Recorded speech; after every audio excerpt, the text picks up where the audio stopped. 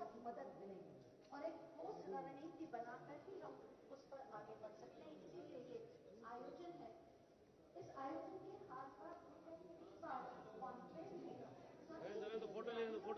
चाहे वो राष्ट्रीय अंतर्राष्ट्रीय स्तर के उन विचार से अधिकारी प्रशासनिक अधिकारी हो या फिर जनप्रतिनिधि हो, मीडिया की इसमें क्या भूमिका हो, इस तरह से हम पर्यावरण संरक्षण और जलवायु परिवर्तन के दुष्प्रभावों के समाधान के विभिन्न पहलुओं के बारे में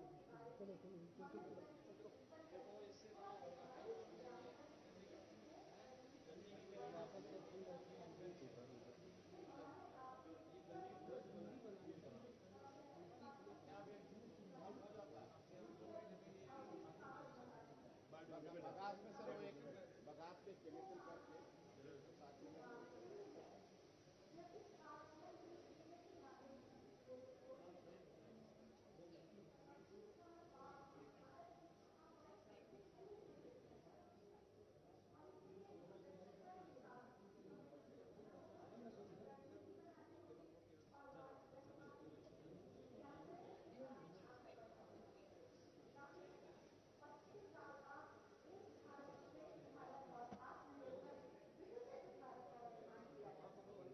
माननीय प्रधानमंत्री महोदय ने इसीलिए कुछ समय पूर्व कच्चा के लिए ये सारे जो सुझाव समय समय से और वो प्रदर्शनी का अवलोकन करके कुछ ही पलों में यहाँ पर पधारेंगे और हम सब जहाँ भी हैं अपनी तालियों के साथ खड़े होकर उनका स्वागत करेंगे, अभिनंदन करेंगे। और जब तक माननीय मुख्यमंत्री महोदय और माननीय मंत्री महोदय अपना स्थान ग्रहण नहीं करेंगे, अपने स्थान पर खड़े होकर लगाएंगे। अपने माननीय मुख्यमंत्री और माननीय मंत्री महोदय का आगमन हो रहा है। जोरदार तालियों से खड़े होकर प्रणाम हमें समर्पित करें। नेशनल क्लाइमेट कॉन्क्लेव 2 दिवसीय इस कॉन्क्लेव में भारत सरकार और राज्य सरकार के सहयोग से आयोजित है। नेशनल क्लाइमेट कॉन्क्लेव 2023 में बहुत तालियां और उससे बताना पड़ेगा पूरे भारत की तालियों की अनुकूल आपकी तालियों की करेंगे। इसलिए स्वागत है माननीय मुख्यमंत्री महोदय और माननीय केंद्रीय मंत्री पर्यावरण वन एवं जलवायु परिवर्तन माननीय श्री भूपेंद्र यादव जी का सबसे अनुरोध है अपना स्थान ग्रहण करें। आपसे पहले भी अनुरोध किया था मोबाइल और टेलीफोन पर करें।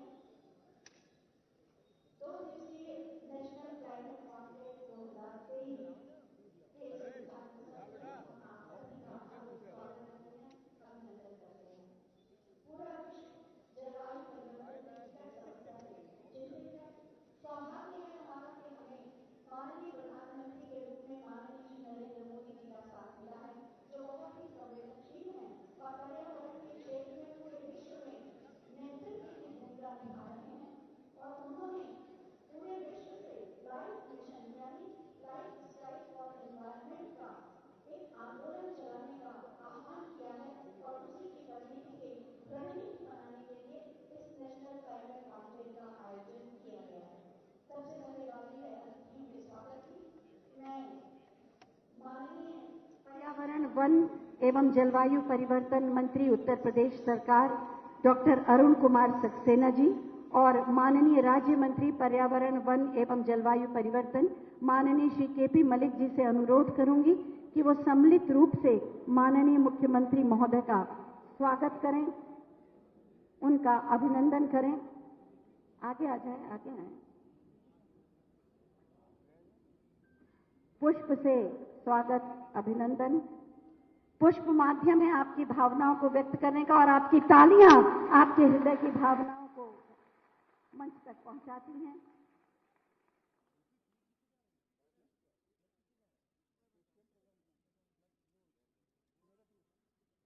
पुष्प से स्वागत और राम दरबार, क्योंकि माननीय मुख्यमंत्री महोदय राम राज्य की परिकल्पना को ही साकार कर रहे हैं, भगवान श्री राम की मर्यादाओं और गरिमा का पालन करते हुए।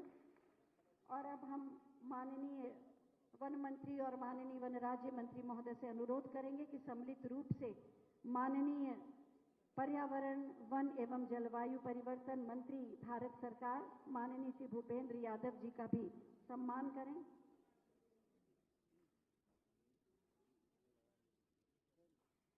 माननीय मुख्यमंत्री महोदय को वन्य जीवों से बहुत प्रेम है और उसी का प्रतीक स्वरूप हम ये उन्हें प्रदान कर रहे हैं।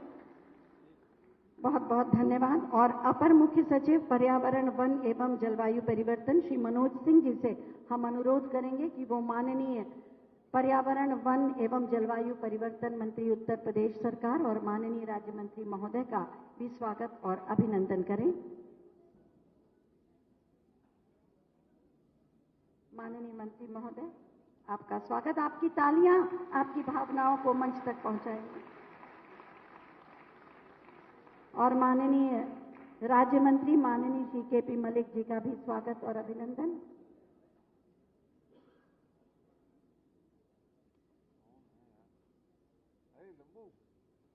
आपकी तालियों के प्रणाम मंच तक।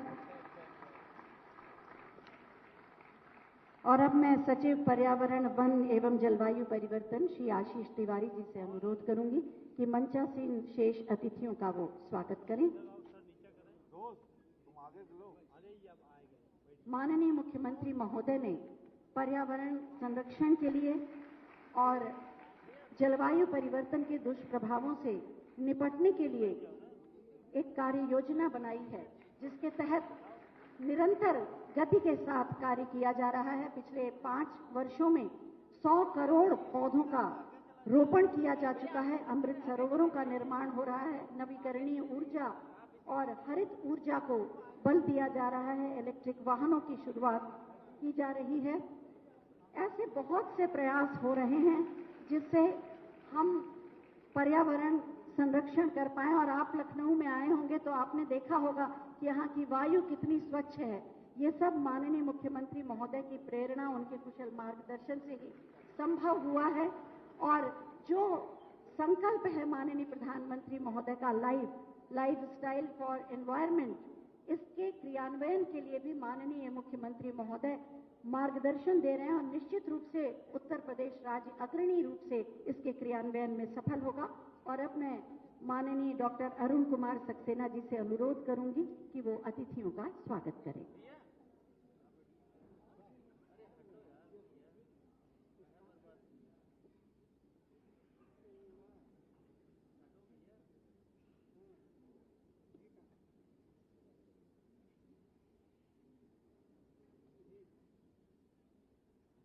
आज यहाँ इंदिरा गांधी प्रतिष्ठान वन एवं पर्यावरण विभाग, भारत सरकार एवं उत्तर प्रदेश सरकार के सहयोग से क्लाइमेट के लिए जो कॉन्फ्रेंस हो रही है उसमें उपस्थित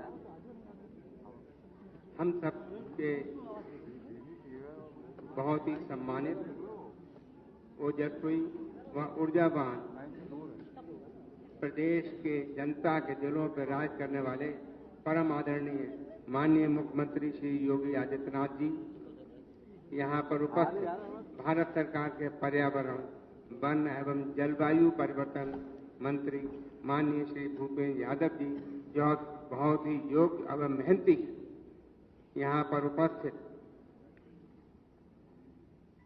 दिल्ली से पधारी हुई वन एवं पर्यावरण विभाग की प्रमुख सचिव आदरणीय श्रीमती लीना नंदन जी, हमारे अपने विभाग के मंत्री आदरणीय के.पी. मलिक जी, यहाँ उपस्थित हमारे ACS Manoj Singh ji, head of the department of the forest Mamta Sanjeev Dubey ji, यहाँ उपस्थित आशीष तिवारी जी, कैरोलिना फ्लूटर जी, आदरणीय अवनीश कुमार अवस्थी जी, यहाँ उपस्थित सम्मानित मंच, यहाँ उपस्थित मेरे सभी बाहर से पधारे हुए डेलीगेट्स, केंद्र सरकार से पधारे हुए वन विभाग के सभी अधिकारीगण, विभिन्न प्रदेशों से पधारे हुए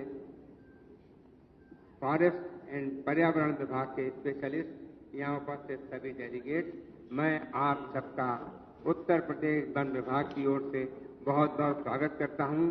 और मैं समझता हूँ पर्यावरण आज नीड ऑफ द डे है कि हम पॉल्यूशन को कम करें। हमारे प्रधानमंत्री परम आदरणीय मोदी जी जहाँ भी जाते हैं पर्यावरण की बात जरूर करते हैं। उनका कहना है कि आज ग्लोबल वार्मिंग और क्लाइमेट चेंज बहुत तेजी से हो रहा है।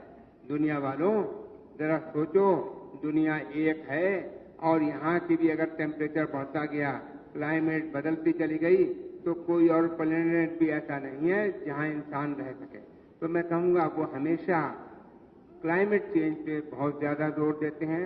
और मुझे ये कहने में बड़ी प्रसन्नता है कि हमारे मुख्यमंत्री परम आदरणीय योगी जी वन और वन्य जीव और पॉल्यूशन, इन तीन पे विशेष ध्यान देते हैं।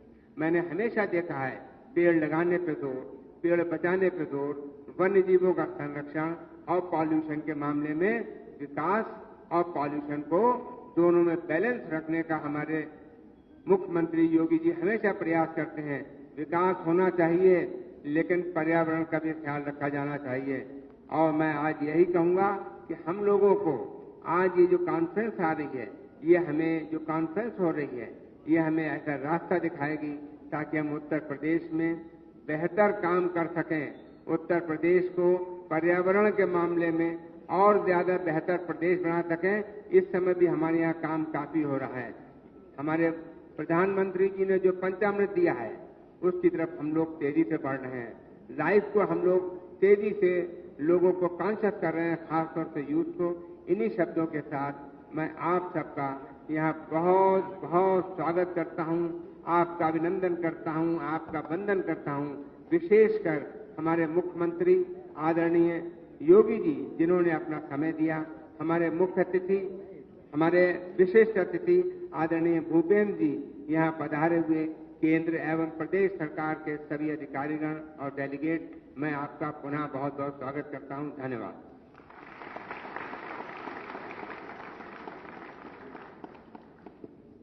धन्यवाद माननीय, महत्वपूर्ण जानकारी देने के लिए।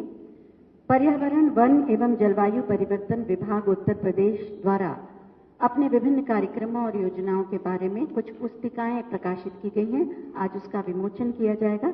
मैं माननीय मुख्यमंत्री महोदय और माननीय केंद्रीय मंत्री महोदय से अनुरोध करूंगी कि उसका विमोचन करें। आपके समक्ष ही वो पुस्तिकाएं रखी हैं। इस क्रम में सबसे पहले उत्तर प्रदेश राज्य की जलवायु परिवर्तन की कार्य योजना की पुस्तिका है, इसका विमोचन।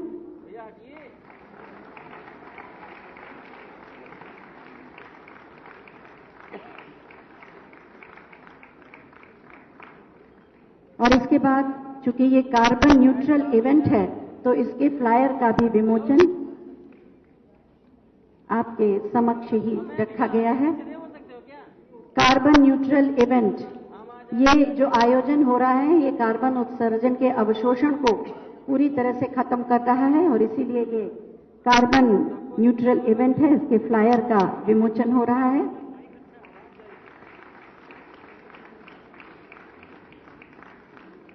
उत्तर प्रदेश के विरासत वृक्षों पर एक पुस्तिका प्रकाशित की गई थी, उसी के द्वितीय संस्करण का आज विमोचन हो रहा है, आपके समक्ष ही है। उत्तर प्रदेश बहुत समृद्ध रहा है प्राकृतिक रूप से और वृक्षों को तो हम पूजते हैं, ऐसे ही विरासत के वृक्ष का द्वितीय संस्करण। Uttar Pradesh state climate change knowledge centre का भी आज शुभारंभ हो रहा है। मैं माननीय मुख्यमंत्री महोदय से अनुरोध करूंगी कि बटन दबाकर एक फिल्म के माध्यम से इसका उद्घाटन करें।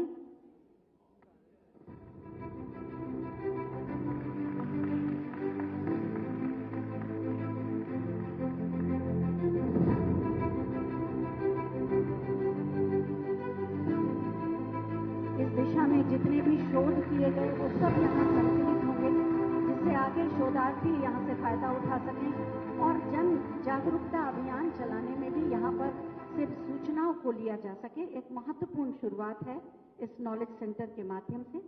और अब पर्यावरण संरक्षण के क्षेत्र में उत्कृष्ट कार्य करने वाले लोगों को, अधिकारियों को सम्मानित किया जाएगा। इस क्रम में मैं सबसे पहले आमंत्रित करूंगी, स्वच्छ वायु मिलियन प्लस कैटेगरी में सबसे अच्छा कार्य किया है आगरा ने, उसके जो अधिकारी यहाँ पर मौजूद हो कृपया मंच पर आ जाएं, जिससे हम आपका सम्मान कर पाएं। और साथ ही माननीय मुख्यमंत्री महोदय और माननीय केंद्रीय मंत्री महोदय से मैं अनुरोध करूंगी कि इनका सम्मान करें। आगरा को ये पुरस्कार दिया जा रहा है स्वच्छ वायु मिलियन प्लस कैटेगरी में।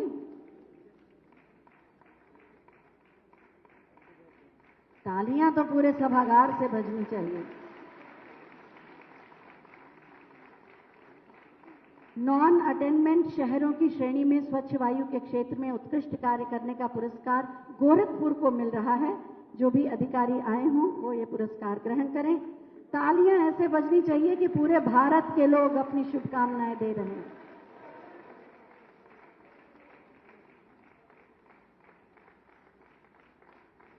कृषि वानिकी के क्षेत्र में ग्राम जैतपुर बाराबंकी के प्रगतिशील किसान श्री मनोज कुमार शुक्ला को ये सम्मान दिया जा रहा है।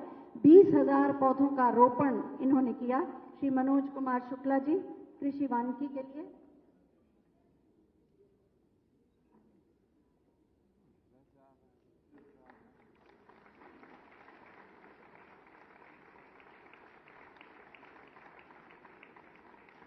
बायोफ्यूल के रूप में चीनी उत्पादन के अपशिष्ट से एथेनॉल निर्माण के क्षेत्र में सराहनीय कार्य किया गया है। हम अनुरोध करेंगे अपर मुख्य सचिव चीनी उद्योग एवं गन्ना विकास श्री संजय आर भूसरेड्डी जी से कि वो मंच पर आएं और ये सम्मान माननीय मुख्यमंत्री महोदय और माननीय केंद्रीय मंत्री महोदय के कर कमलों द्वारा ग्रहण करें।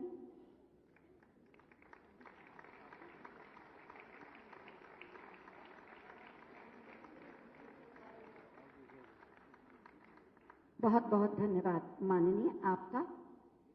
कुछ लोगों को सम्मानित किया जाता है लेकिन इनके माध्यम से इस क्षेत्र में कहीं पर कोई भी सकारात्मक पहल कर रहा है, हम हृदय से उसका भी सम्मान करते हैं। एक बार जोरदार तालियां उन सभी लोगों के लिए। माननीय प्रधानमंत्री महोदय के आह्वान को, उनके संकल्पना को पर्यावरण, वन और जलवायु परिवर्तन के क्षेत्र में क्रियान्वित कर रहे हैं पूरी प्रतिबद्धता के साथ। माननीय पर्यावरण, वन एवं जलवायु परिवर्तन मंत्री भारत सरकार माननीय श्री भूपेंद्र यादव जी, उनके विचार, उनका मार्गदर्शन निश्चित रूप से हमें आगे जाने का पाथेय बनेगा। मैं बहुत ही आदर के साथ माननीय श्री भूपेंद्र यादव जी से अनुरोध करूंगी कि इस सभा को संबोधित करने की कृपा करें, आपकी जोरदार तालियों के अभिवादन के साथ।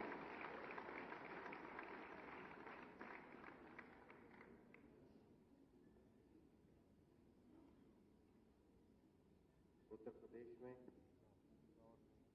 नेशनल क्लाइमेट कॉन्क्लेव में मंच पर उपस्थित उत्तर प्रदेश के यशस्वी मुख्यमंत्री आदरणीय योगी आदित्यनाथ जी, मंच पर उपस्थित उत्तर प्रदेश के मंत्री श्री अरुण कुमार जी, श्री केपी मलिक जी, भारत सरकार के पर्यावरण विभाग की सचिव श्रीमती लीना नंदन जी, ग्रीन क्लाइमेट फंड के प्रतिनिधि कैलेरिना जी, मंच पर उपस्थित उत्तर प्रदेश सरकार के अधिकारीगण और मेरे सामने उपस्थित सभी प्रबुद्धगण। कल मैसूरू में माननीय प्रधानमंत्री जी ने देश के टाइगर्स की संख्या का जो हम लोग हर 4 साल में एक आंकड़ा जारी करते हैं, उसको जारी किया और पूरे देश में पर्यावरण संरक्षण के क्षेत्र में, जैव विविधता संरक्षण के क्षेत्र में जो टाइगर कंजर्वेशन का कार्य हम करते हैं, उसमें दुनिया भर में जो हमने कमिटमेंट किया था, उस कमिटमेंट के हिसाब से देश में टाइगर की संख्या में वृद्धि हुई।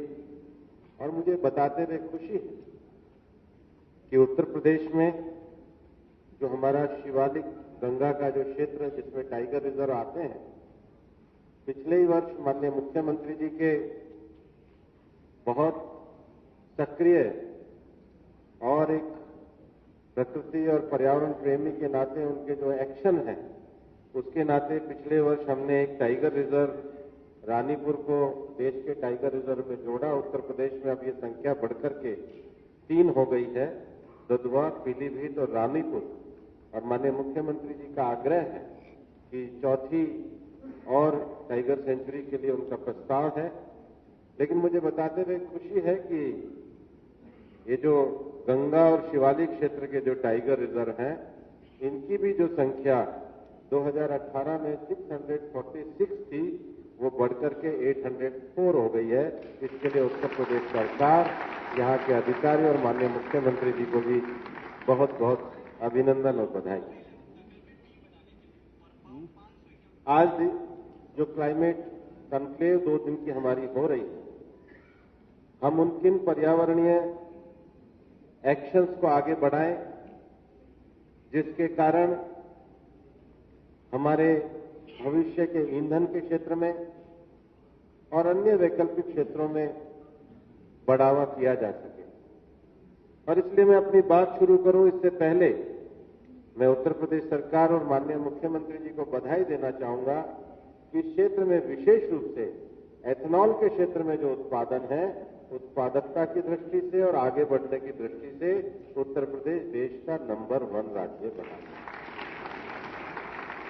ये प्रगति के पथ पर बढ़ता हुआ उत्तर प्रदेश इस बात को दर्शाता है कि उत्तर प्रदेश माननीय योगी आदित्यनाथ जी के नेतृत्व में उत्तम प्रदेश बनने की दिशा पे बहुत आगे चल रहा है। पूरे दुनिया में जब क्लाइमेट चेंज की बात चलती है तो उसका एक महत्वपूर्ण पड़ाव 2015 का पेरिस एग्रीमेंट है। जब दुनिया के देशों ने वापस से आकर के जलवायु परिवर्तन के क्षेत्र में नए क्लाइमेट एक्शन की बात करी और जब 2015 का पेरिस एग्रीमेंट दुनिया में हुआ, उसमें हमारे प्रधानमंत्री माननीय नरेंद्र मोदी जी के विजन की, उनका एक जो दृष्टिकोण रहा है, उसका एक बहुत अमिट छाप रही। और इसलिए 2015 के पेरिस एग्रीमेंट में दुनिया के सभी देशों को यह कहा गया कि वो अपने अपने देश के पर्यावरणीय लक्ष्यों को चिन्हित करके घोषित करें, जिसको एनडीसी कहते हैं, नेशनल डिटरमिन्ड कॉन्ट्रीब्यूशन।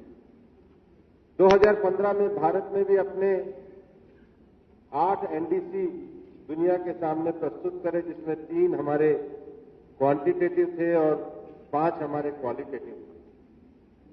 और इसलिए भारत ने वैकल्पिक ऊर्जा के क्षेत्र में 2015 में दुनिया को जो एनडीसी दिया कि हम 175 गीगावाट बिजली का उत्पादन करेंगे और 2030 तक का ये लक्ष्य दिया।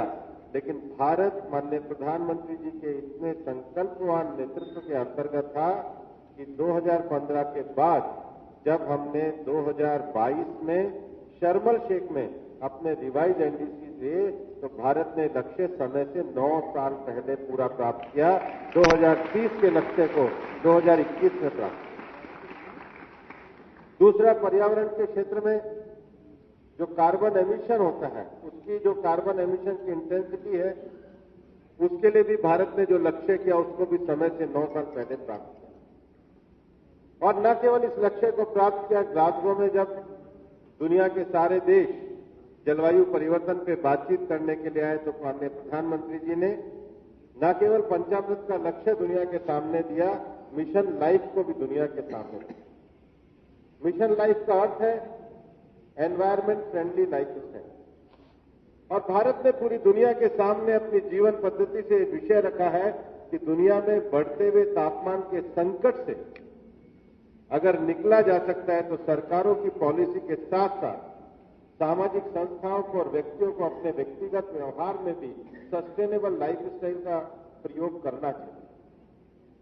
और मैं इस बात को इसलिए भी कहता हूं कि दुनिया में बार बार ये कहा जाता है कि नंबर 1 पॉल्यूशन कंट्री कौन है, नंबर 2 कौन है। मैं आपको ये कहना चाहूंगा कि हम 130 करोड़ से ज्यादा आबादी वाले देश हैं और इसलिए अगर दुनिया की 17% 17% आबादी हमारी है तो ये ठीक है कि हमारा इस समय कार्बन एमिशन 4% है, पर दुनिया के सारे विकसित देशों को मिला दिया जाए, उनकी आबादी 17% को अगर जोड़ा जाए तो उनका कार्बन एमिशन 60% है।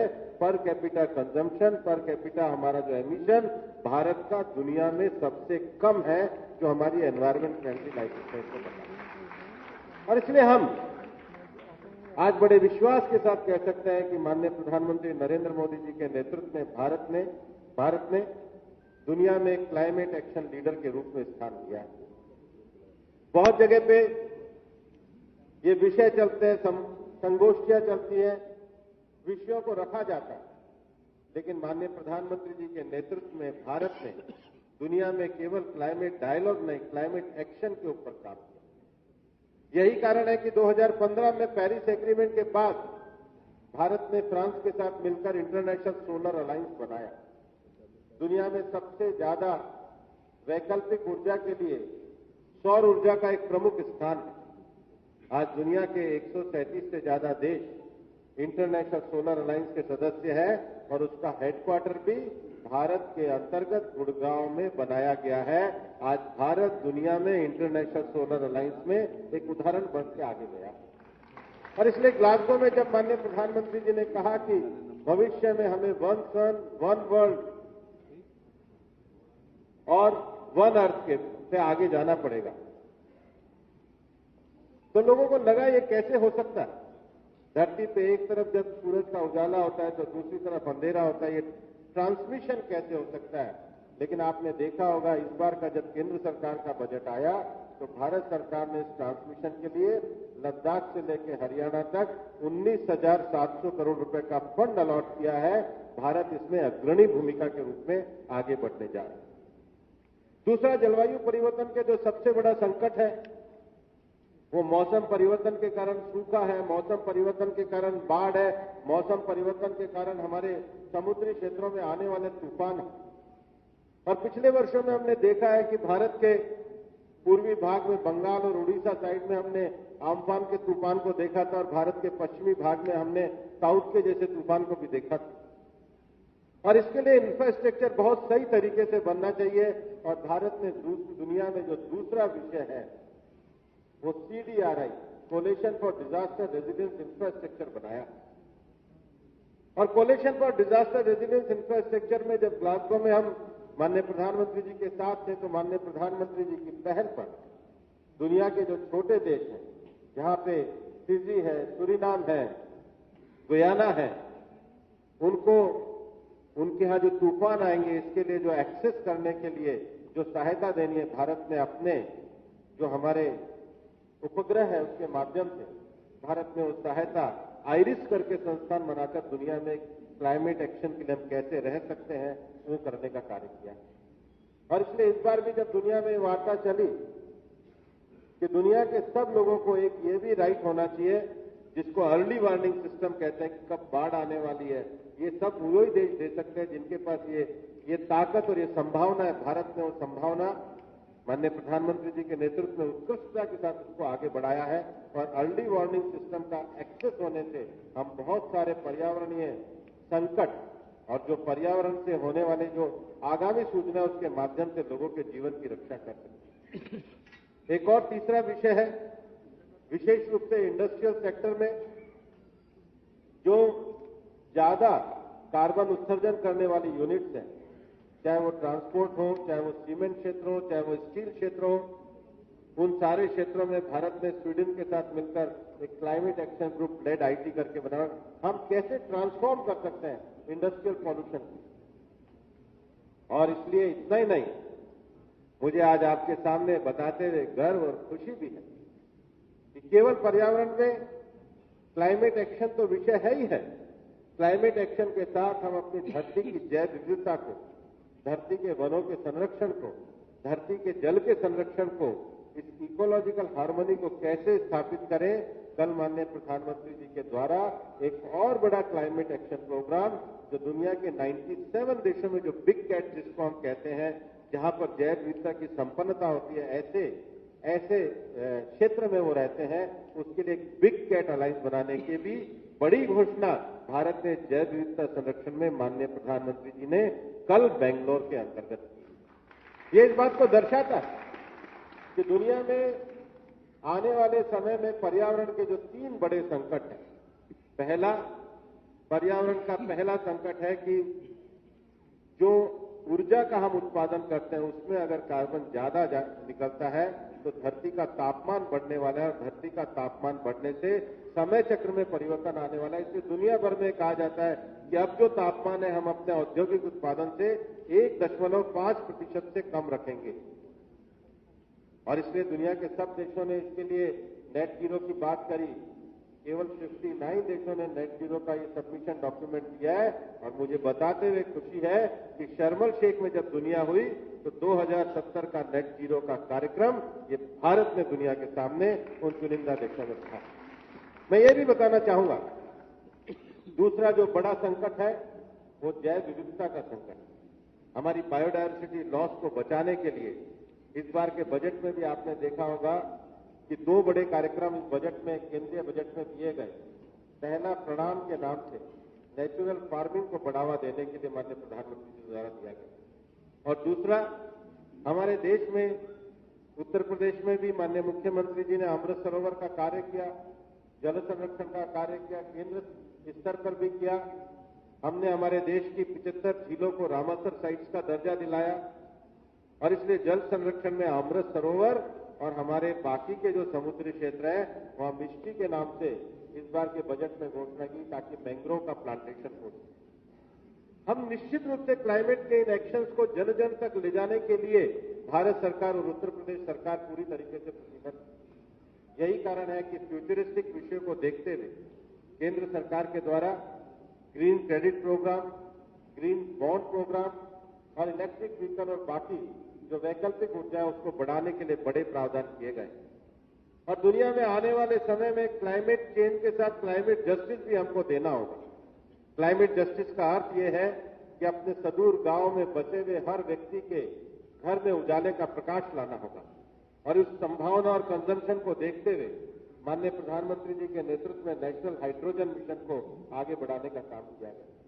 और मुझे आज उत्तर प्रदेश में आकर सबसे ज्यादा खुशी ये हुई है कि जिस प्रकार से केंद्र में माननीय प्रधानमंत्री जी के द्वारा क्लाइमेट एक्शन के कार्यक्रम किए जा रहे हैं, आज माननीय योगी आदित्यनाथ जी ने भी यहां पर ये जो उत्तर प्रदेश का जो क्लाइमेट एक्शन प्रोग्राम का जो घोषणा पत्र और दस्तावेज जारी किया है वो इस बात को दर्शाता है कि उत्तर प्रदेश अब उस नए रास्ते को आगे बढ़ाने का काम कर रहा है। जो प्रदेश एक समय कानून व्यवस्था की स्थिति से बेहाल हुआ करता था, जिस प्रदेश को लोग अलग अलग जगहों पे अलग अलग वर्गों में बांट करके अपनी राजनीति के स्वार्थ को किया करते थे, जिस प्रदेश में लोगों को ये लगता था कि हमारी गांव की सड़क और हमारे परिवार की सुरक्षा इसका क्या हो पाएगा, उस प्रदेश को आज निवेशकों को बुलाकर निवेश के मार्ग पर आगे बढ़ाने के साथ साथ भविष्य के क्लाइमेट एक्शन के आधार पर भी विकास किया जाएगा।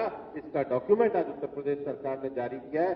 मैं आपको बहुत बधाई देता हूं। और इसलिए 2 दिन चलने वाले इस प्रोग्राम में जहां पर क्लाइमेट एक्शन के क्षेत्र में कैपेसिटी बिल्डिंग पर विचार किया जाएगा, उसके साथ ही साथ नए इनोवेटिव सॉल्यूशन के मामले में भी तकनीकी सत्रों का आयोजन किया गया है। मैं जब आज सुबह इस कार्यक्रम को देख रहा था तो उसमें जो ग्रीन क्लाइमेट फंड जो है उसके लिए अवेयरनेस होना, दुनिया में कहां हरित विषयों के लिए ज्यादा निवेश हो सकता है, हम किस प्रकार से लीगल ऑब्स्टिकल को दूर कर सकते हैं, हम किस प्रकार से पॉलिसी रिफॉर्म्स करके उन चीजों को आगे बढ़ाने का रास्ता खड़ा कर सकते हैं, उसके बारे में भी यहां पर विचार किया जाएगा। और कोई भी जब नई प्रैक्टिस को हम करते हैं तो जो नए इनोवेशन है, नवाचार है, उन नवाचारों को आपस में विचार कैसे करें, इसके लिए भी इस पूरे 2 दिन के कार्यक्रम में पूरी योजना बनाई गई है। और निश्चित रूप से जो आजादी के अमृत काल के निर्माण की बात माननीय प्रधानमंत्री जी हमारे सामने रखते हैं, और हम लोगों के लिए तो सौभाग्य है कि अप्रैल के महीने में उनका ये जो संदेश मन की बात के रूप में रहता है, इस बार 100वां मन की बात के एपिसोड के संदेश हम लोगों को मिलेगा। लेकिन ये जो सारा संदेश आजादी के अमृत काल के भारत को बनाने का है, ये आजादी के अमृत काल के भारत, आने वाले जो हमारे युवा हैं उनके लिए भारत बनने वाला है।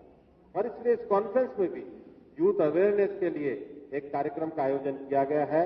निश्चित रूप से उत्तर प्रदेश के युवाओं के रोजगार के अवसरों को बढ़ाता हुआ उत्तर प्रदेश को जो उत्तम प्रदेश बनाने के लिए माननीय योगी जी जो लग रहे हैं, उसको आगे बढ़ाते हुए प्रधानमंत्री जी के जो स्वर्णिम भारत बनेगा, जो अमृत काल का भारत बनेगा, उसमें उत्तर प्रदेश का क्लाइमेट एक्शन का जो महत्वपूर्ण योगदान रहने वाला है, उसके लिए 2 दिन की कॉन्फ्रेंस एक महत्वपूर्ण मील का पत्थर साबित होगी।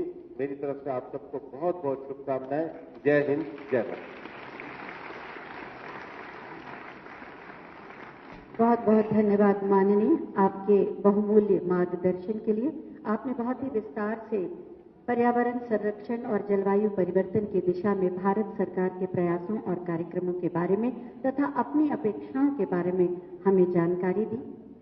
माननीय प्रधानमंत्री महोदय के विजन को मिशन के रूप में लेते हैं माननीय मुख्यमंत्री माननीय श्री योगी आदित्यनाथ, और इसीलिए विगत वर्षों में 100 करोड़ से अधिक वृक्षों का वृक्षारोपण हुआ है। और अभी हाल ही में ग्लोबल इन्वेस्टर समिट में सबसे अधिक निवेश प्रस्ताव नवीकरणीय ऊर्जा के लिए प्राप्त हुए, क्योंकि शुभ संकल्पों की प्रेरणा और संकल्पों की सिद्धि के वरदान का दूसरा नाम है योगी आदित्यनाथ। मैं बहुत ही आदर के साथ माननीय मुख्यमंत्री महोदय से अनुरोध करूंगी कि आज के इस अवसर पर हमारा मार्गदर्शन करें, आप सबकी तालियों के प्रणाम के साथ।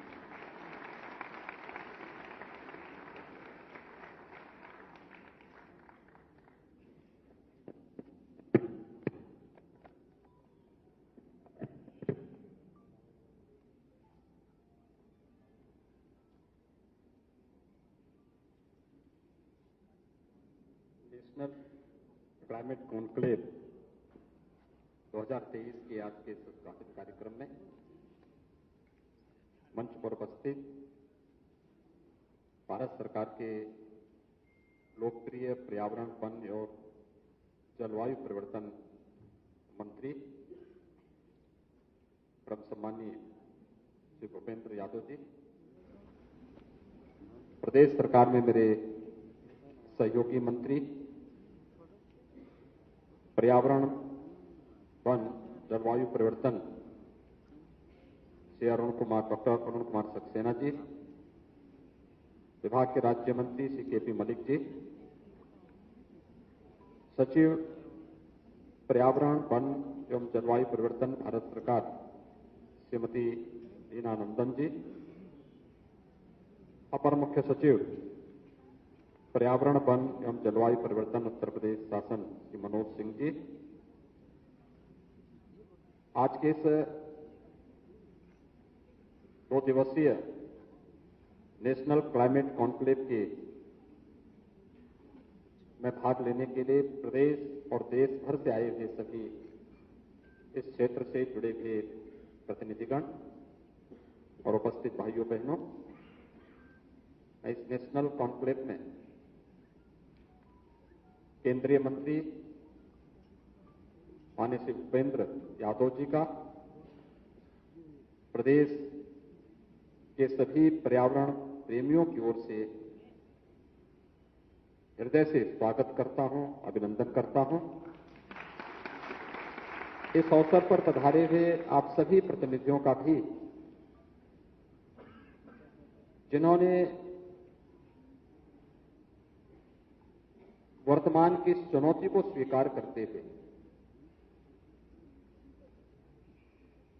नेशनल क्लाइमेट कॉन्क्लेव में भागीदार आप बनने जा रहे हैं और उत्तर प्रदेश की राजधानी लखनऊ के इस 2 दिवसीय कॉन्क्लेव में आप पधारे हैं। आप सबका भी मैं प्रदेश सरकार की ओर से हृदय से स्वागत करता हूं। हम सब जानते हैं कि भारत की परंपरा सदैव से पर्यावरण हितैषी रही है। दुनिया के सबसे प्राचीन जो ग्रंथ हैं उनमें वेद एक है। अथर्ववेद का एक सूक्त जो हमें किस रूप में इस धरती के प्रति अगाध निष्ठा को प्रदर्शित करने के संस्कारों के साथ जोड़ता है। सूक्त कहता है, माता भूमि पुत्रोहम पृथिव्या, यानी धरती हमारी माता है, हम सब इसके पुत्र हैं। एक पुत्र का मां के प्रति क्या कर्तव्य है, ये बताने की आवश्यकता नहीं होती। किसी भी सभ्य समाज को इन सब बातों के बारे में बताने की आवश्यकता नहीं होती। और संपूर्ण जीव सृष्टि में अगर आप देखेंगे तो यह स्वतः प्रकृति प्रदत्त एक स्वभाव और संस्कार मां के प्रति देखने को मिलता है। और यहीं से प्रारंभ होता है कि इस धरती माता के प्रति हमारे दायित्व किस रूप में आगे बढ़ सकते हैं। क्लाइमेट चेंज आज की एक चुनौती है। आप देख रहे होंगे असमय अतिवृष्टि होना, इस बार हम देख रहे थे, विगत वर्ष ही देख रहे थे, अक्सर 15 जून के आसपास मानसून आता था। जून में बरसात नहीं हुई, जुलाई में 1-2 बार बारिश हुई, पूरा जुलाई सूखा बीत गया, अगस्त सूखा बीत गया, और यहां पर मानसून कब आया? अक्टूबर में। लोग मान के चलते हैं कि उस समय तो बरसात होगी ही नहीं, लेकिन पहली बार उत्तर प्रदेश जैसे राज्य में भी हम लोगों को अक्टूबर के महीने में बाढ़ की त्रासदी का सामना करना पड़ा। मैं सार्वजनिक जीवन में पिछले 25 वर्षों से हूं, मैंने 25-30 वर्षों में कभी नहीं देखी कि कभी बाढ़ अक्टूबर के महीने में आई हो। लेकिन इस बार अक्टूबर के महीने में उत्तर प्रदेश के कई जनपद बाढ़ से पूरी तरह प्रभावित थे। आपने इस सीजन में भी देखा होगा, और केवल उत्तर प्रदेश ही नहीं, देश के तमाम राज्यों में वर्तमान की जो बारिश हो रही है, नवंबर में बारिश नहीं, दिसंबर में नहीं, जनवरी में नहीं, फरवरी में भी नहीं, मार्च के अंत से शुरू हुआ है इस साइकिल, और अभी भी तमाम राज्यों से प्रभावित है। यानी जब किसान को पानी की आवश्यकता है उस समय बरसात नहीं है, लेकिन जब किसान अपनी मेहनत से अपनी फसल को तैयार करके उसे काटने के लिए जाता है, तब असमय अतिवृष्टि या ओलावृष्टि से उसकी पूरी मेहनत में पानी फिर जाता है। कहीं ना कहीं यह क्लाइमेट चेंज के उन दुष्प्रभावों की ओर हम सबका ध्यान आकर्षित करता है, जो अपने स्वार्थ के लिए मनुष्य ने अतिदोहित करके पर्यावरण के साथ खिलवाड़ किया है। और आज उन दुष्परिणामों के भुक्तभोगी भी हम बन रहे हैं। लेकिन इसी चुनौती के बीच में रास्ता भी निकालना होगा, और हम सब के लिए अत्यंत गौरव का विषय है कि दुनिया को उस दिशा में भारत आज लीड कर रहा है। भारत उसे एक नेतृत्व दे रहा है प्रधानमंत्री मोदी जी के नेतृत्व में। दुनिया के अंदर जहां कहीं भी इन मुद्दों पे चर्चा हो रही है, अभी लाइव की बात माननीय केंद्रीय मंत्री श्री भूपेंद्र यादव जी ने अपने आपके सामने रखी कि हमारी लाइफ स्टाइल पर्यावरण के प्रति किस रूप में होनी चाहिए। प्रधानमंत्री जी के स्लोगन को आज दुनिया अंगीकार कर रही है। और उसमें हम इस नेशनल कॉन्क्लेव के साथ प्रदेश की राजधानी लखनऊ में हैं। आप सब जानते हैं उत्तर प्रदेश भारत की आबादी का सबसे बड़ा राज्य है। देश के अंदर कुल क्षेत्रफल का जितना भूभाग उत्तर प्रदेश के पास है उससे कई ज्यादा उत्तर प्रदेश की आबादी है। उस सब के बीच इतनी बड़ी आबादी इसलिए है क्योंकि मनुष्यों के रहने के लिए अनुकूल परिस्थिति यहां पर है। उपजाऊ भूमि है, पर्याप्त जल संसाधन है, एक समय पर्याप्त मात्रा में वनाच्छादन भी था, लेकिन समय के अनुरूप जैसे जैसे आबादी बढ़ती गई वन कटते गए। लेकिन 2017 में जब प्रदेश के अंदर हमें सरकार बनाने का अवसर प्राप्त हुआ, उस समय वन महोत्सव के कार्यक्रम में मुझे जाने का अवसर प्राप्त हुआ था। जुलाई माह के प्रथम सप्ताह में जब वन महोत्सव के कार्यक्रम प्रारंभ हुए थे तो उस कार्यक्रम में मैंने वन विभाग से कहा था, मैंने कहा एक लक्ष्य लेकर के इस अभियान को आगे बढ़ाइए। व्यापक पैमाने पर वृक्षारोपण के कार्यक्रम होने चाहिए। पहले वर्ष 5 करोड़ वृक्षारोपण को लेकर के कार्यक्रम प्रारंभ हुआ। अगले वर्ष इसे बढ़ाकर के 10 करोड़ किया गया और मुझे बताते हुए प्रसन्नता है कि विगत 6 वर्ष के अंदर उत्तर प्रदेश ने 135 करोड़ पौधारोपण का कार्यक्रम प्रदेश के अंदर सफलतापूर्वक किया। हम लोगों ने देश की प्रतिष्ठित संस्थाओं को थर्ड पार्टी के रूप में इन सब को जांचने की वास्तव में जो वृक्षारोपण किए जा रहे हैं, इन सभी वृक्षारोपण को करने के फलस्वरूप उनके बचने की संभावना किस रूप में आगे बढ़ रही है और अच्छे परिणाम आए हैं।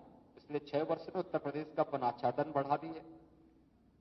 उत्तर प्रदेश के अंदर हम लोगों ने इस बात को देखा कि एक आम नागरिक के मन में भी आज ये भाव पैदा हुआ है कि हमें वृक्ष काटने नहीं है, बल्कि हमें उसकी सुरक्षा करनी है, उसके संरक्षण के लिए इस अभियान का हिस्सा बनना है।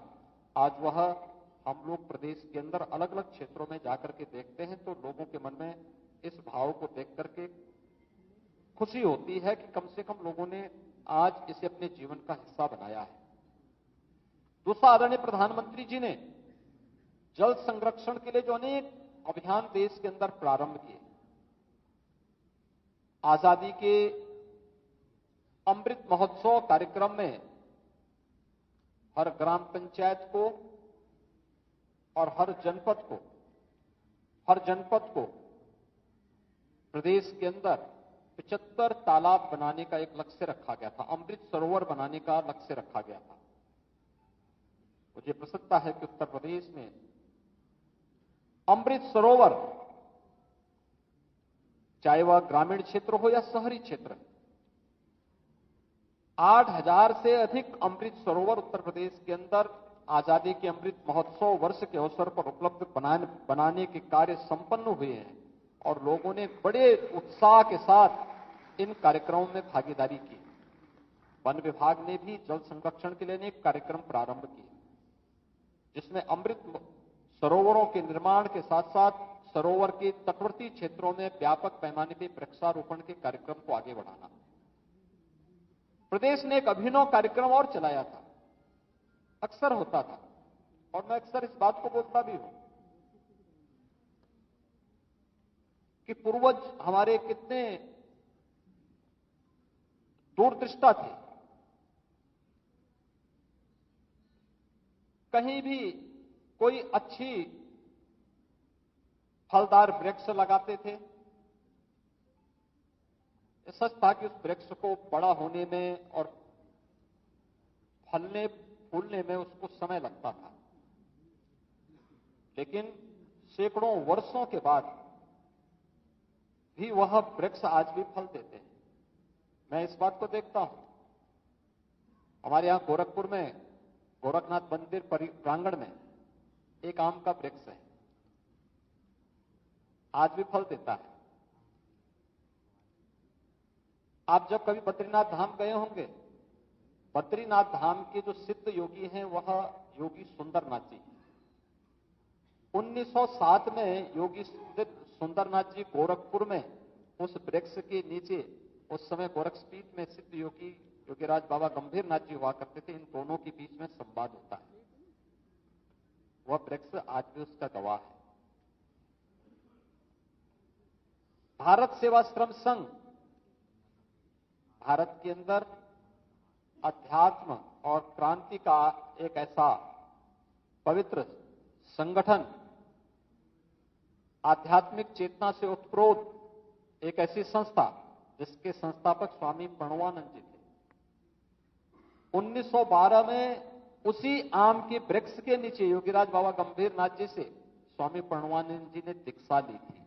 ये वही वृक्ष आज भी उसी जीवंतता के साथ, अभी मैं परसों गोरखपुर में था, मुझे उस वृक्ष के नीचे फिर जाने का अवसर प्राप्त हुआ था। उसकी दिव्यता और उसकी भव्यता आज भी देखते हुए बनती है। तो मैं जब भी उसको देखता था, एक आकर्षण वह वृक्ष के ऊपर और उसके आसपास के वातावरण में देखने को मिलता था। तो मैंने 2019 में वन विभाग से उत्तर प्रदेश में कहा था कि हम लोगों को केवल वृक्षारोपण ही नहीं करना है, बल्कि 100 वर्ष पुराने जितने भी हमारे वृक्ष हैं उनको हेरिटेज वृक्ष के रूप में, विरासत वृक्ष के रूप में मान्यता देकर के उनके संरक्षण के एक बड़े अभियान को आगे बढ़ाना है, जिसमें विरासत वृक्ष की दूसरा जो संस्करण है उसका लोकार्पण अभी माननीय केंद्रीय मंत्री जी के कर कमलों से यहां पे संपन्न हुआ है। हम सब भी अपने आसपास के वातावरण में उन कहानियों के साथ जुड़ करके, उसके साथ जुड़ी हुई उन आध्यात्मिक और ऐतिहासिक पृष्ठभूमि को उसके साथ जोड़ करके उस विरासत की परंपरा को आगे बढ़ाने में योगदान दे सकते हैं। रहे होंगे बहुत सारे वृक्ष ऐसे रहे होंगे जिनके नीचे बैठ करके देश के क्रांतिकारियों ने देश की आजादी की रणनीति तय की होगी। स्वाभाविक रूप से क्रांति का आह्वान घर के अंदर नहीं, किसी वन के बीच में ही और किसी अन्य कार्यक्रमों में रहा होगा। हमारे यहां तो अरण्य पर्व ही एक माना जाता है। ये सभी कार्यक्रम आध्यात्मिक विरासत के कार्यक्रम हो या फिर क्रांति के कार्यक्रम, ये तो वनों के बीच में ही और वृक्षों के बीच में ही संयोजित किए जाते हैं। उनके संरक्षण के लिए हमारे स्तर पर भी कुछ नए कार्यक्रम प्रारंभ हो सकते हैं। उसको हम एक नए सिरे से उसकी व्याख्या और उसमें लेखन के कार्यक्रम को आगे बढ़ाने का कार्य कर सकते हैं। और जो एक अभिनव प्रयास प्रारंभ हुए हैं, यह अत्यंत आवश्यकता आज के दिन पर है। प्रदेश में विगत 6 वर्ष के अंदर आदरणीय प्रधानमंत्री जी के मार्गदर्शन में प्रदेश सरकार ने अनेक कदम उठाए हैं। एक और विकास आज की आवश्यकता है, उसको ध्यान में रखकर के जहां कार्यक्रम प्रारंभ हुए, लेकिन साथ साथ पर्यावरण और प्रकृति के प्रति भी अपने उत्तरदायित्वों से हम मुक्त नहीं हो सकते, उसको भी इसके साथ जोड़ने का कार्यक्रम आगे बढ़ा है। उत्तर प्रदेश पब्लिक ट्रांसपोर्ट के मामले में मेट्रो को सर्वाधिक सिटी के अंदर संचालित करने वाला राज्य है। आज डीजल और पेट्रोल से चलने वाले वाहनों की जगह एक भारत सरकार की तर्ज पर स्क्रैप पॉलिसी उत्तर प्रदेश सरकार ने घोषित की है और बहुत शीघ्र 15 वर्ष पुराने कोई भी वाहन उत्तर प्रदेश की सड़कों पे नहीं चलेंगे। इस कार्यक्रम को जहां लेकर के उत्तर प्रदेश सरकार चल रही है, वहीं इलेक्ट्रिक व्हीकल की अपनी पॉलिसी के साथ डीजल और पेट्रोल के वाहनों को धीरे धीरे करके सड़कों से बाहर करना, और हम लोग भी इस कार्यक्रम के साथ इलेक्ट्रिक व्हीकल को या फिर ग्रीन एनर्जी को प्रमोट करने के लिए, जो अभी बताया गया कि इथेनॉल उत्पादन करने वाला उत्तर प्रदेश आज देश के अंदर नंबर 1 राज्य है जो सर्वाधिक इथेनॉल का उत्पादन कर रहा है। यह भी आज उत्तर प्रदेश के अंदर हो रहा है। रिन्यूएबल एनर्जी के अंदर जो बहुत सारी संभावना उत्तर प्रदेश के अंदर है, इस पर भी प्रदेश सरकार की अपनी पॉलिसी है, जिसमें प्रदेश ने नेट मीटरिंग और नेट बिलिंग के कार्यक्रम को भी अपने यहां मान्यता देकर के इस कार्यक्रम को प्रदेश तेजी के साथ आगे बढ़ाने का कार्य कर रहा है। हम सबको मिलकर इस कार्यक्रम को आगे बढ़ाना पड़ेगा। और जब समाज, सरकार और इस क्षेत्र से जुड़े हुए विशेषज्ञ, ये सभी लोग मिलकर के एक साथ अभियान चलाएंगे। कल कितनी आदरणीय प्रधानमंत्री जी के कल बेंगलोर से जुड़े हुए, कर्नाटक से जुड़े हुए फोटोग्राफ कितने अच्छे और मोहक लग रहे हैं। आपने देखा होगा कि वास्तव में जब कार्य हुआ है तो वह देश और दुनिया के सामने भी प्रस्तुतिकरण उसका उसी बेहतर तरीके से और उतना ही जोरदार धमाकेदार तरीके से होता है जो कल आपने देखा होगा प्रधानमंत्री मोदी जी के उन चित्रों को, जो उन्होंने वहां पर पर्यावरण से जुड़े हुए एक महत्वपूर्ण सेमिनार को उद्घाटन करते समय वहां पर वन्य प्रेमियों और पर्यावरण प्रेमियों के सामने उसका उद्घाटन किया। देश के अंदर और प्रदेश के अंदर तो इस दिशा में और अच्छे कार्यक्रम चल रहे हैं और मैं मानता हूं कि यह आज की आवश्यकता है। हम क्लाइमेट चेंज के दुष्प्रभावों से न केवल प्रकृति को और पर्यावरण को बचाने की आज की महती आवश्यकता है, बल्कि जो हमारी ऋषि परंपरा ने हमें धरती माता के प्रति उत्तरदायित्वों के साथ जोड़ने का मंत्र दिया है कि धरती हमारी माता है, हम सब इसके पुत्र हैं। एक पुत्र के रूप में हम सबको अपने दायित्वों का निर्वहन करने के लिए पूरी ईमानदारी के साथ आगे बढ़ना पड़ेगा, तभी जीव सृष्टि की, मानव सृष्टि की रक्षा हो पाएगी। अन्यथा मनुष्य अगर केवल अपने स्वयं के अस्तित्व के लिए जीव सृष्टि को और इस जंतु सृष्टि को नुकसान पहुंचाएगा तो उसके दुष्प्रभावों से कोई भी फिर वंचित नहीं रह पाएगा, उससे कोई बच नहीं पाएगा। आज की दिशा में बहुत सारे कार्यक्रम प्रारंभ हैं जिसमें खेती को भी विषमुक्त करने की दिशा में जो कार्य प्रारंभ हुए हैं। उत्तर प्रदेश सरकार ने भी तय किया कि प्राकृतिक खेती को हम बढ़ावा देंगे। इसमें नमामि गंगे परियोजना में आपने देखा होगा कि कितने अच्छे परिणाम सामने आए हैं। गंगा की पहचान थी गांगे डॉल्फिन से। 2017 के पहले गंगा नदी में डॉल्फिन लुप्त प्राय सा हो गया था।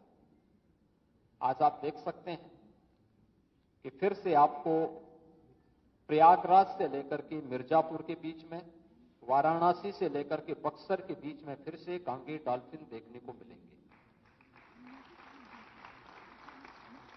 कानपुर में 14 करोड़ लीटर सीवर गंगा नदी में उड़ाया जाता था। आज एक भी बूंद सीवर गंगा नदी में कानपुर में नहीं गिरती।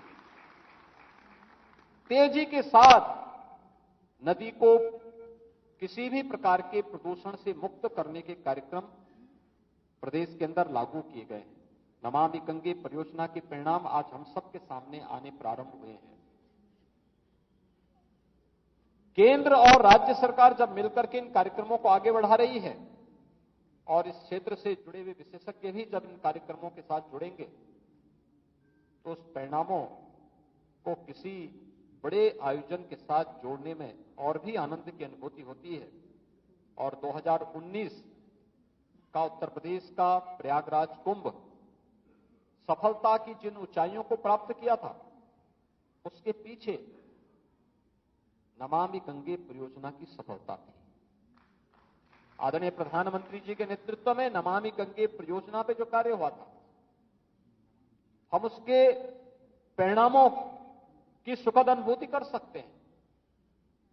मुझे याद है 2013 में प्रयागराज में कुंभ था। मॉरिशस के माननीय प्रधानमंत्री जी कुंभ के अवसर पर अपने देश के एक पूरे डेलीगेशन के साथ आए थे, लेकिन जब एक संगम तट पर गए और वहां पे गंदगी देखी, गंगा की जल को उन्होंने काला जल देखा तो दूर से ही परिणाम करके चले गए। उन्होंने कहा कि यही गंगा है।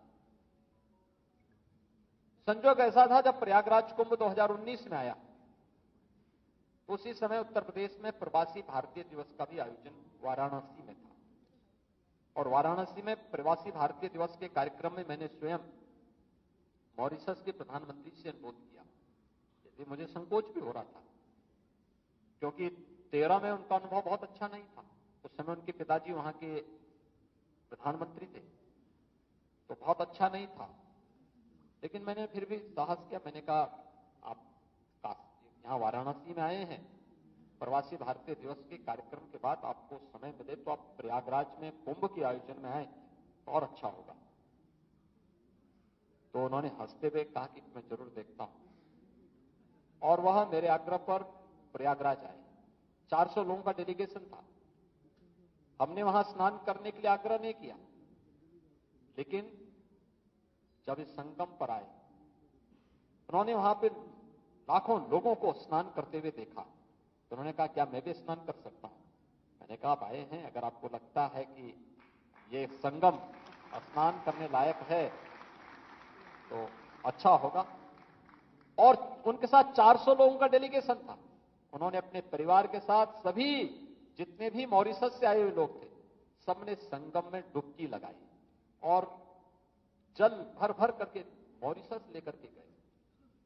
ये दिखता है कि परिणाम आने में देर नहीं लगती, थोड़ा प्रयास करने की आवश्यकता होती है, और उस प्रयास में हम भी भागीदार बन सकते हैं।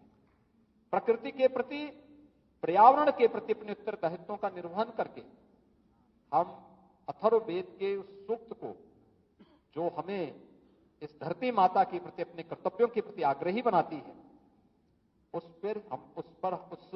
उत्तरदायित्वों में हम भी खरा उतर सकते हैं। और इसीलिए उत्तर प्रदेश सरकार ने भी तय किया है। आदरणीय प्रधानमंत्री जी ने नेशनल फार्मिंग की जब बात की, तो गौ आधारित खेती के लिए गौ माता की भी रक्षा होगी, साथ साथ विष मुक्त खेती भी हम लोग देने में सफल होंगे। और विष मुक्त खेती के लिए ही इस कार्यक्रम को आगे बढ़ाने के लिए गंगा के तटवर्ती सभी 27 जनपदों में और बुंदेलखंड को प्राकृतिक खेती के लिए एक स्पेशल इंसेंटिव देकर के उत्तर प्रदेश सरकार इस कार्यक्रम को आगे लेकर के चल रही है। और मुझे बताते हुए प्रसन्नता है कि आज उत्तर प्रदेश के अंदर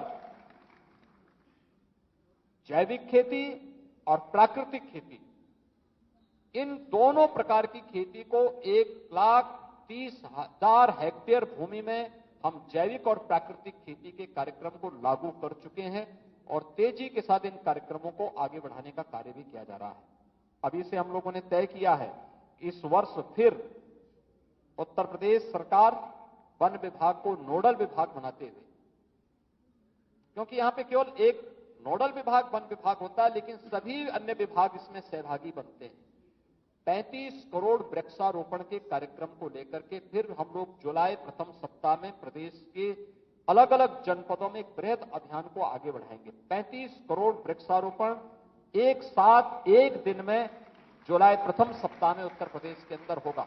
उसकी तैयारियां अभी से होने लग गई हैं। हम लोगों ने उत्तर प्रदेश के अंदर एक और कार्य किया कि जितने भी हम प्रधानमंत्री आवास योजना के आवास देंगे किसी भी लाभार्थी को, उस लाभार्थी को एक साथ सहजन का पेड़ भी देते हैं।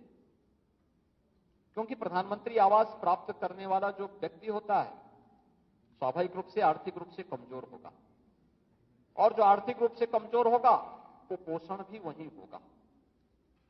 तो हम लोगों ने सहजन का एक एक पेड़ प्रत्येक आवास के सामने उन्हें उपलब्ध करवाने का कार्य किया। और पेड़ लगाने के साथ जब अब पेड़ बड़ा होता है तो जो फली देती है, सहजन की जो फली होती है वह अपने आप में प्रोटीन से युक्त होती है। साल में 2 बार फली देगी, परिवार के लिए पर्याप्त मात्रा में सब्जी भी मिलती है, और उसके सूप को पीने से भी उसके काफी उस परिवार को एक नई मजबूती भी प्राप्त होती है।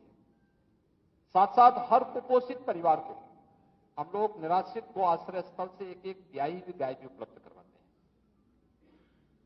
बहुत अच्छे परिणाम उसके आ रहे हैं। एक एक गाय भी उपलब्ध कराते हैं। 900 रुपए हर महीने उस गाय के लालन पालन के लिए भी उस परिवार को उपलब्ध करवाते हैं।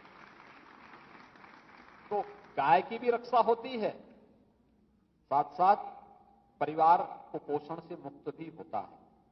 ये कार्यक्रम निरंतर आगे बढ़ रहे हैं, और इस बार फिर से वन विभाग उत्तर प्रदेश शासन के विभिन्न विभागों के सहयोग से 35 करोड़ के अपने लक्ष्य को प्राप्त करने की दिशा में अभी से नर्सरी तैयार हो रही हैं। उन्हें अलग अलग स्थानों पर जून के अंत तक पहुंचाने के साथ ही जुलाई के प्रथम सप्ताह में वन महोत्सव के अवसर पर व्यापक पैमाने पर वृक्षारोपण के कार्यक्रम आगे बढ़ेंगे। 2 दिवसीय इस नेशनल क्लाइमेट कॉन्क्लेव में देश के अलग अलग क्षेत्रों से आप सभी विशेषज्ञ यहां पर आए हैं। मुझे पूरा विश्वास है कि यह नेशनल कॉन्क्लेव आदरणीय प्रधानमंत्री जी के मंशा के अनुरूप एक निष्कर्ष पर पहुंच करके प्रत्येक देशवासी को पर्यावरण के प्रति, अपने कर्तव्यों के प्रति जागरूक करने में सफल होगा। इस 2 दिवसीय कॉन्क्लेव के उद्घाटन के अवसर पर मैं एक बार फिर से केंद्रीय मंत्री माननीय श्री भूपेंद्र यादव जी का और आप सभी प्रतिनिधियों का मैं उत्तर प्रदेश की राजधानी लखनऊ आगमन पर हृदय से स्वागत करता हूं, अभिनंदन करता हूं। धन्यवाद। जय हिंद। बहुत बहुत धन्यवाद माननीय आपके बहुमूल्य मार्गदर्शन के लिए। ये आपकी भी प्रेरणा है कि आज इस कॉन्क्लेव में मुख्य तकनीकी सत्रों के अलावा सभी हितग्राहियों को जोड़ने और विभिन्न आयामों पर गहराई से चिंतन करने के लिए अनेक स्पॉटलाइट कार्यक्रम भी साथ साथ चलेंगे और साथ ही यूथ क्लाइमेट कॉन्क्लेव का भी आयोजन किया गया है, जिसमें से 20 यूथ रोल मॉडल हीरोज को हम चुनेंगे जो अपने अपने क्षेत्रों में कार्य करेंगे। और अब अंत में मैं श्रीमती ममता दुबे प्रधानमंत्री एवं विभागाध्यक्ष से अनुरोध करूंगी कि वो हर किसी के प्रति आभार व्यक्त करें।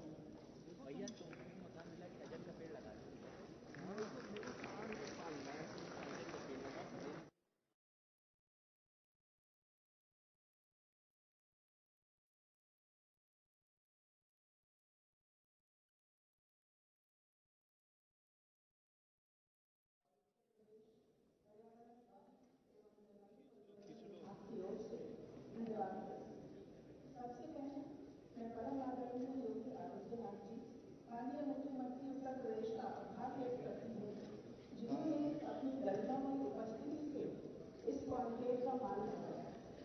महोदय, आपके नेतृत्व में उत्तर प्रदेश जलवायु परिवर्तन के प्रभावों को कम करने की दिशा में लगातार प्रयास कर रहा है तथा पायनियर भूमिका निभा रहा है। आपके दिशा निर्देश में प्रदेश नेट जीरो के राष्ट्रीय लक्ष्य को पूरा करने में सक्रिय एवं महत्वपूर्ण भूमिका निभाएगा, ऐसा हमारा विश्वास भी है और इस विभाग की ओर से ऐसा हम आश्वासन भी देंगे।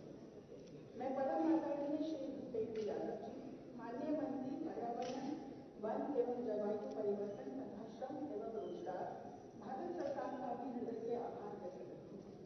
माननीय की व्यवस्था का अंदाजा आप इसी से लगा सकते हैं कि कल कर्नाटक में उन्होंने बाघ गणना के आंकड़े माननीय प्रधानमंत्री जी की उपस्थिति में जारी किए और आज प्रातः काल में इस कॉन्क्लेव में हमें आशीर्वाद देने के लिए वे उपस्थित हो।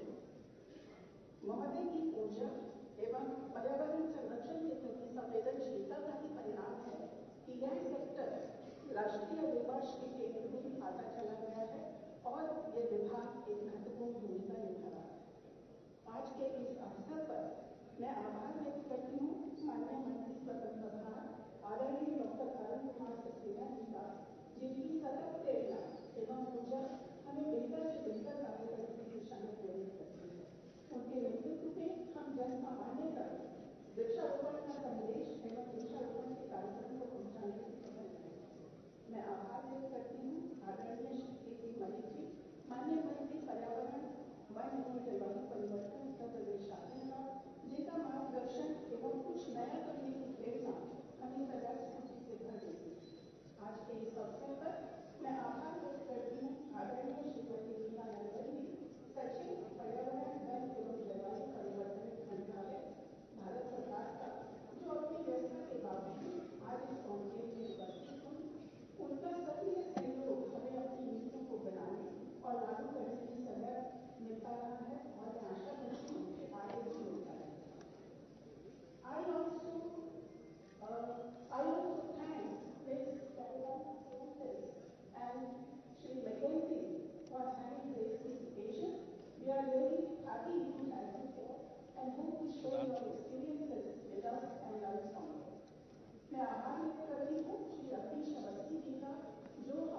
कार्यक्रम से जुड़े और उनके बहुमूल्य सुझाव हमें इस कार्यक्रम को नई गति एवं नई दिशा में आगे ले जाने में महत्वपूर्ण होंगे, ऐसा हमारा विश्वास।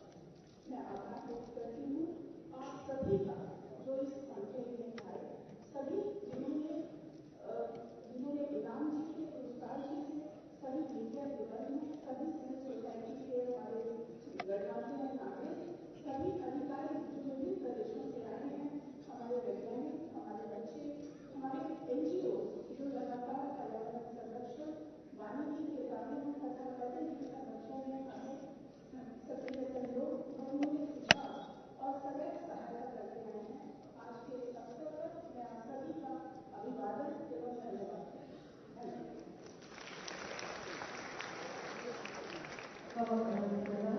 और इसी के साथ ये उद्घाटन